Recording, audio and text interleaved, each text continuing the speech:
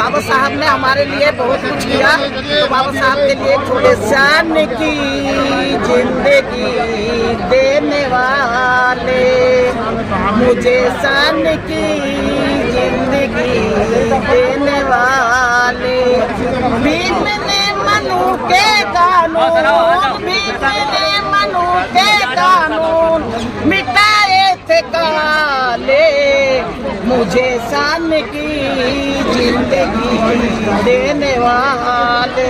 अच्छा, देख दिल्ली में रात को लोकसभा सीट पर जो है लोकसभा प्रत्याशी उतारे गए और बुरी तरह से हार गए। कहीं पे भी बीएसपी की सीट नहीं आ पाई, इसके पीछे क्या बात नजर आ रही है आपको, क्या कारण नजर आ रहा है? इसका कारण ये है कि देखो बहन जी तो आती नहीं दिल्ली में, और दिल्ली के लिए भी कोई मतलब अच्छा कोऑर्डिनेटर चाहिए जो दिल्ली को थोड़ा वो कर सकता है। अब ये तो बैठे हैं 35 साल से दिल्ली में, ये इसी में बैठे हैं, ये काम नहीं करते। जो पुराने थे पहले उसको सब हटा दिया गया है। जो अभी कोई युवा आता है उसको थोड़े दिन रखते हैं, उसको निकाल दिया जाता है। तो दिल्ली में बीएसपी का कारण यही है कि बीएसपी को ज्यादा लोग समझ नहीं पा रहे कि बीएसपी जब साफ काशीराम का फैसला था और साफ काशीराम ने जो बनाई थी पार्टी, साइकिल पे जाके अकेले बंदे ने इतना कुछ पारवा जोड़ा, तो बैठ नहीं आती है कहीं। और जो ये रहते हैं ये नहीं निकलते, जो अब छोटे छोटे कार्यकर्ता है वो कहाँ तक कितनी मीटिंग करेंगे। तो इसलिए दिल्ली में बीएसपी की ज्यादा हार है। जैसे कि टिकट उनको उन लोगों को देते हैं जो कभी पार्टी से जुड़े भी नहीं है और जो कितने कितने सालों से पार्टी में काम करते हैं उनको टिकट नहीं देते। बातें तो और भी बहुत सारी सामने आई हैं कि प्रचार प्रसार नहीं हुआ, सही समय नहीं मिल पाया और कार्यालय मीटिंग में ज्यादा समय गुजर गया। कुछ लोगों ने ये बात भी कही है। कार्यालय मीटिंग में भी कितना मीटिंग करते हैं ये लोग, लिख करते नहीं है ना बाहर। अब बीच में जब ये अब निगम पार्षद चुनाव के 22 में भी कोई सीट नहीं आई, तो 22 के बाद तो इन्हें समझ जाना चाहिए था ना। जी बिल्कुल, जमीन से उतर के काम करना चाहिए था। एक दूसरे के ऊपर दोनों फोड़ देते कि भाई वो उसने ये कर दिया उसने वो कर दिया। अब ये जो मतलब दिल्ली में जितने भी कैंडिडेट थे किसी का नाम तक नहीं पता किसी को, वो वोट क्या देगा उसको? कैंडिडेट का नाम तक नहीं पता तो वो वोट क्या देगा? कम से कम साल 2 साल वो काम करें, पार्टी में काम करें, उनकी होर्डिंग लगे, और इनका तो पता ही नहीं। अब जो हमारे इधर से जो इससे दिल्ली से हुआ था जो ये अब्दुल बासित जो उठा था जी, इसका तो किसी को पता ही नहीं। जिस दिन टिकट लाना उस दिन पता चल रहा, किसी ने शक्ल भी नहीं देखी, उसके बाद फिर कहीं आया भी नहीं। वही ना कि प्रचार प्रसार की कमी रही, तो वो तो कमी तो है ही है। अब लोग हालांकि बहन जी ने पूरी सामग्री भेजी थी, प्रचार सामग्री बहुत ज्यादा थी। मैं कई कार्यालय में गया हूँ, मैंने देखा है, और वो सही समय पर उसका सदुपयोग नहीं कर पाए समय पर। जैसे आप कह रहे हैं कि आपके क्षेत्र से जो प्रत्याशी थे उनको देखा ही नहीं, लोगों ने जानते ही नहीं थे, पर कोई परिचय ही नहीं था। हम बता रहे हैं। अब हम कह रहे हैं छोटे से। आपके कौन सा क्षेत्र लगता है? उत्तरी दिल्ली, उत्तरी पूर्वी दिल्ली? मेरा लगा है ये साउथ दिल्ली, बदरपुर की तरफ। अच्छा। तो मतलब अब मैं भी छोटी सी कार्य करता हूँ, हमारी विधानसभा लगती है छतरपुर जी। और प्रत्याशी का नाम बताएंगे? प्रत्याशी का नाम जो क्षेत्र? अब्दुल बासित लड़का यहाँ से। अब्दुल बासित एक तो थे अब्दुल कलाम आजाद, इधर से थे नहीं, वो तो उधर से पुरानी दिल्ली। एडवोकेट अब्दुल नहीं इस तरफ से थे, दूसरी तरफ से 10 विधानसभा क्षेत्र थी इनकी इधर गए। एक तो पंजाबी बाग का एरिया था और दूसरा चांदनी चौक का। एक अब्दुल नहीं इस तरफ से थे, दूसरी तरफ से 10 विधानसभा क्षेत्र 3 की इधर ये एक तो पंजाबी बाग का एरिया था और दूसरा चांदनी चौक का। हाँ तो अब्दुल वाशिद, यही मैं मुस्लिम कैंडिडेट का नाम पूछा, दूसरे मुस्लिम कैंडिडेट थे लोकसभा प्रत्याशी, वो आपको पता चला है ये साउथ दिल्ली से थे शायद, आप बता रहे हैं। तो ये अब्दुल वाशिद लड़े थे इधर से बहुजन समाज पार्टी लोकसभा प्रत्याशी 2024 जी। हाँ तो ये लड़े थे, तो जिस दिन अब 10 दिन चुनाव के बचे थे जब तो उनको टिकट मिला, तो टिकट मिलने के बाद भी उनके ना कोई होर्डिंग है, ना कोई उनके पोस्टर है, ना कोई उनके झंडे हैं। बिल्कुल बिल्कुल, प्रचार सामग्री का जो है सही तरह से सही टाइम पर वितरण नहीं हो सका, प्रचार प्रसार नहीं हो सका। और आप बता रहे हैं कि खुद आप पार्टी में कार्यकर्ता भी रहे, लेकिन मतलब जो है अपने कैंडिडेट को ही नहीं जानते थे। टिकट मिलती है उस दिन पता लगता है, समय कम रह गया था। हम लोग पार्टी में कार्यकर्ता है, विधानसभा छतरपुर विधानसभा लगती है हमारी, छतरपुर विधानसभा से मैं महासचिव हूँ जी। लेकिन जो जिला अध्यक्ष है उनको ये नहीं पता कौन कैंडिडेट टिकट लाता है, कैंडिडेट उनके जो कार्यकर्ता है उनको पता होना चाहिए। जी जी बिल्कुल बिल्कुल। तो उनको कुछ भी पता नहीं है कब टिकट आ रहा है, पार्टी के लोगों को ही नहीं पता, आपके कार्यकर्ताओं को ही नहीं पता कौन कैंडिडेट है। ये हम बहुजन समाज पार्टी की बुराई नहीं कर रहे हैं, एक कमजोरी है और इसको हमें अगली बार अब विधानसभा चुनाव होने वाले हैं उसके लिए दूर करना है, अपनी कमजोरियों को दूर करना चाहिए। क्योंकि इससे भी अब अगर अभी भी नहीं सीखे लोग, तो लोग क्या ये बड़े बड़े बैठे हैं। मेरा तो कहना है कि जो पहले बैठे हैं ना, ये 35-35 साल से जो बैठे हैं इनको हटा दिया जाए। देखिए वो तो अब पार्टी के अंदर की बात है, लेकिन वो बात भी कहीं ठीक होगी। आप सब कार्यकर्ता मिलकर इन बातों पर जा रहे हो, लेकिन मैं ये कह रहा हूँ कि जैसे मोदी है जीत गया, लेकिन हर न्यूज चैनल पर उसका डिबेट चल रहा है, उसके लोग उसका प्रचार प्रसार अब भी कर रहे हैं, वाह वाह मोदी जीत गया। अरे क्या, जब भी पहले वही था अब भी वही है, और बाबा साहेब के नियमों को और तोड़ दिया इन लोगों ने। वही तो बाबा साहब के तो नियमों को तोड़ दिया बिल्कुल। चुनाव का एक मतलब होता है कि जनता अपनी मर्जी का राजा चुने, जनता ने कहाँ चुना है? ये तो इन लोगों की कुछ ट्यूनिंग सेटिंग थी, ऊपर जो लोग आ गए ईवीएम के दम पे उन लोगों ने मतलब जो है इसको बना दिया प्रधानमंत्री। आपकी बार जनता ने नहीं चुना मोदी, आपकी बार जनता बिल्कुल कभी भी नहीं चुना। शायद पहली बार गलती से फिर भी आ गए ये झूठे बातों की वजह, लेकिन दूसरी बार और तीसरी बार, यानी जब ये हैट्रिक पे घमंड बना रहे हैं, हैट्रिक पे बोल रहे हैं, बहुत खुश हो रहे हैं लोग, गोदी मीडिया में भी चर्चाएं हो रही हैं, तो वो लोग विश्लेषण कर रहे हैं जीतने के बाद में भी। तो हमें तो ज्यादा विश्लेषण की जरूरत है और ज्यादा प्रचार प्रसार की जरूरत है, और अभी से हमें तैयारी करने की, उल्टा मैं कहूँगा हम लेट हो रहे हैं।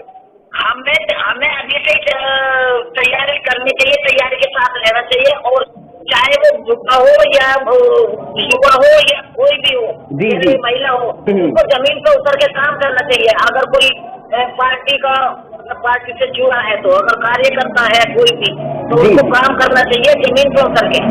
ऐसा नहीं कि भाई वो घर में बैठे बैठे तो जमाना है तो उसपे सब ग्रुप में डाल दिया और ये क्या, वो इससे नहीं काम चलेगा।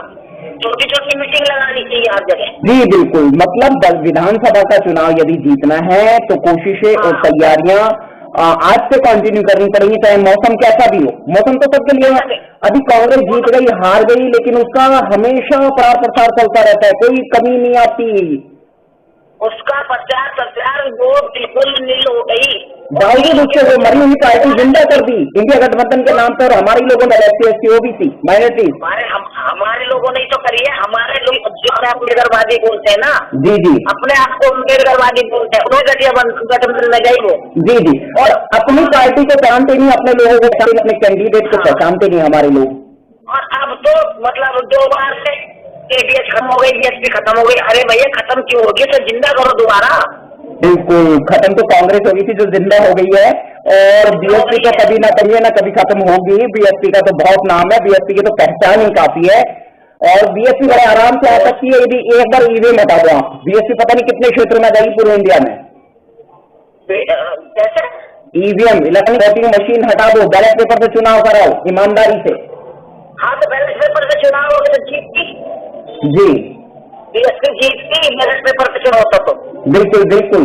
क्या इसमें राष्ट्रपति अपनी भूमिका निभा सकते हैं? महामहिम राष्ट्रपति द्रौपदी मुर्मू जी अपनी भूमिका निभा सकते हैं कि बैलेट पेपर को हटाने में, बैलेट पेपर को लागू करने में? बात सुनो, राष्ट्रपति मुर्मू का तो होना ना होना एक बराबर है, वो तो कभी मैंने बोल के देखी नहीं है। शुरू में तो आई थी तो उन्होंने बड़े जो आदिवासियों पे जुल्म होते थे वो तो उन्होंने बड़ा खुलासा किया था काफी लंबे तक। तो जब खुलासा कर दिया था। अब जो मणिपुर में कानून उसके ऊपर कोई नहीं बोला, ना मोदी बोला, ना मोदी तो घूम रहा था बाहर, कोई भी नहीं बोला जी। और देखो वहाँ राहुल गांधी गया, तो राहुल गांधी गया तो किस लिए गया राहुल गांधी, तो वो गया वहाँ तो कुछ लोग तो उसे जाने वहाँ तो आगे के जाने चाहिए ही नहीं। हर कहीं कोई जुल्म हो कुछ भी हो जाना चाहिए। और बीएसपी को अगर जाना है, ऐसा नहीं जीत चलती रहती है, बिल्कुल ये कैसे हार की चलती रहती है। लेकिन जो महंगी गठबंधन में लाई वो बहुत ही अच्छा काम किया है, क्योंकि गठबंधन में आके भी इसको बंदर की तरह बचाते थे। नहीं, देखिए गठबंधन में बहन जी आ जाती तो हमें ज्यादा नुकसान था, लेकिन बहुजन समाज पार्टी का अपना वोट बैंक है, अपनी विचारधारा है और अपने लोग तैयार है। बीएसपी ने कभी हारी नहीं, आप एक बार ईवीएम हटा के देख लो ईमानदारी से, बीएसपी जीती जिताई है। बीएसपी को लिए कोई प्रचार की भी आवश्यकता नहीं है, इतना काम है बीएसपी का। हाँ वो भी तो है। अभी क्या है कि लोग जो है ना, अभी सरकार संगठन बना लिए, वाम से दूसरी बना ली, तो आप काफीराम वाम से चली ली थी BS4 और अब लोगों ने BS4 बना ली, तो लोग समझ नहीं रहे ना वो BS4 में क्या फर्क है। अब लोग समझते हैं कि उत्तराखंड के है तो वाम के, तो आधे लोग उधर चले जाते हैं। खैर समाज में तो खैर वो बहकावा भटकावा चल रहा है, वो तो चल ही रहा है। ऊपर से काम किया इसने इंडिया गठबंधन ने, जिसकी वजह से काफी नुकसान हुआ है और सभी होगा नुकसान। लेकिन यह है कि अगर अपने हक अधिकार बचाने हैं और हमारी नीतियों पर देश को चलाना है, संविधान के दम पर देश को चलाना है, तो यूनिट होना पड़ेगा। चंद्रशेखर को एक सीट भर मिली, लेकिन उसने अपने झंडे गाड़ दिए, बदल किया और हमारी ही समस्या है। हमारा मतलब बोलना बहुत अच्छा है, लोग अपने पार्लियामेंट में उन्होंने जमकर जवाब दिया विरोधी तत्वों को। मैं यही तो कह रही हूँ कि पार्लियामेंट में अब देखो इनका हमारा कोई बोल जाता है इसके ऊपर हमारे ही लोग एक्शन देते हैं। ये भी दिक्कत का काम है। रमेश बिजपुरी ने सांसद को कितना बोला था बुरा भला, लापतन क्या क्या बोला था, और उसको मतलब यहाँ से आगे कहीं और लगा दिया जी। और हमारे लोग क्या करते पार्टी से निकाल देते, ये काम करते।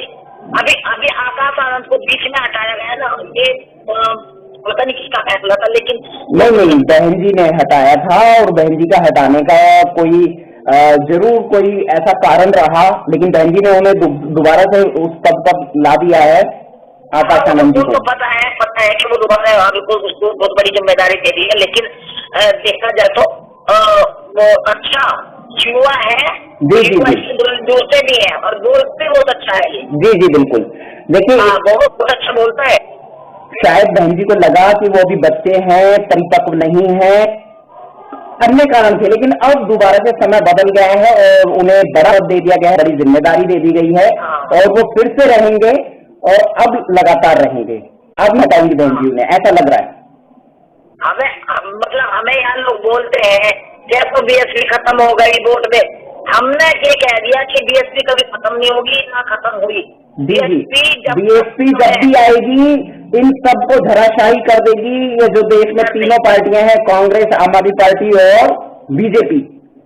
आम आदमी तो समझ लो कि आम आदमी तो चलिए जितने चलिए, आम आदमी ने ही सारा खेल खत्म करना है बीएसपी का। बिल्कुल 2012 में बहन जी ने इस्तीफा दिया और 2013 से पहले ही इसका गठन हो गया था, जो ये पावर में आ गई 2013-14 में।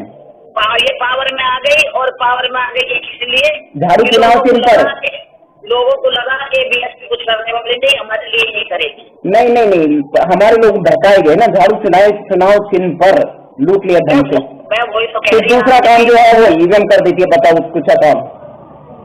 वही तो कह रहे, बताओ क्या करा कृष्ण केजरीवाल ने तो जिंदगी खराब कर दी युवाओं की। जो बच्चे अच्छे पढ़ने लाते ना उनको उसमें भर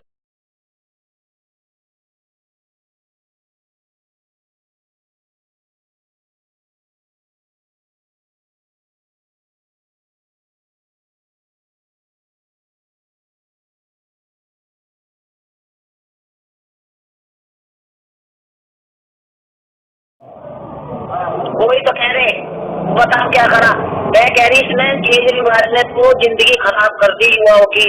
जो बच्चे अच्छे परसेंटेज लाते ना उनको उसमें भर्ती कर करके ना उनकी जिंदगी बर्बाद कर दी। 22-23 रुपए लगाए और 15-14 रुपए। चलिए ठीक है माता जी, बहुत बहुत शुक्रिया, बार बात करेंगे आपसे। फिलहाल इस कड़ी में इतना ही, और कोशिश यही कि बहुजन के मौलिक अधिकारों का हनन न हो सके और इस होने वाले जुल्मों को बाबा साहब की प्रतिमा वहीं पार्लियामेंट में लगेगी, ऐसे मुद्दों के साथ दोबारा लाएगी। हाँ, प्रतिमा लगनी चाहिए वहाँ। अगर अभी दोबारा जो है जब लगे तब तक जाते रहना चाहिए वहाँ। जी जी जी, लोग कंटिन्यू है, धरना प्रदर्शन चल रहे पूरे देश में। हाँ हाँ हाँ, अपने मुद्दों पर डटे हुए हैं, बाबा साहब के सम्मान में बहुजन समाज मैदान में। हाँ, बाबा साहब के सम्मान में बहुजन समाज मैदान में। जी जी, जय भीम, जय भारत। जय भीम, जय भारत। बहुत बहुत साधुवाद माता जी, बात करने के लिए बहुत बहुत शुक्रिया।